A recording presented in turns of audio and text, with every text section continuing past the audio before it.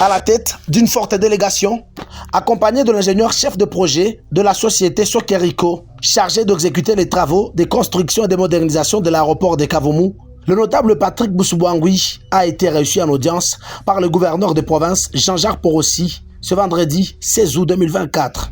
Il était question de présenter la maquette de la nouvelle robe de jouvence qui vont revêtir les installations aéroportuaires de Kavumu dans les tout prochains jours.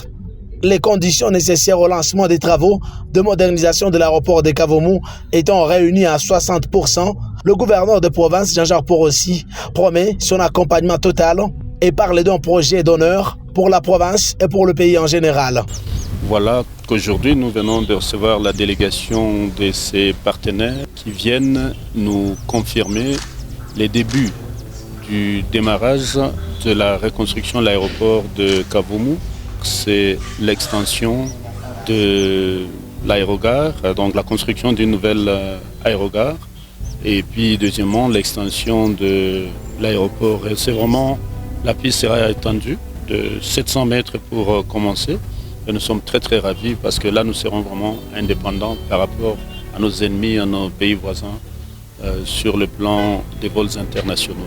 Le notable Patrick Boussoubouangui a tout d'abord commencé par féliciter et encourager le gouverneur de province, professeur Jean-Jacques Porossi, pour son souci de reconstruire la province avant de rendre les hommages mérités au chef de l'État, Félix-Antoine Tshisekedi, qui a tenu à sa promesse faite pendant la campagne électorale. Depuis l'indépendance, cette province n'a jamais eu un aéroport digne de ce nom. Cette visite d'aujourd'hui, je voudrais rassurer la population du Sud Kivu que c'est chose faite. Donc les travaux ont commencé, c'est seulement techniquement que peut-être vous n'avez pas encore vu, mais les travaux ont déjà commencé. Et c'est une fierté pour moi aussi d'avoir accompagné ces projets dès le départ.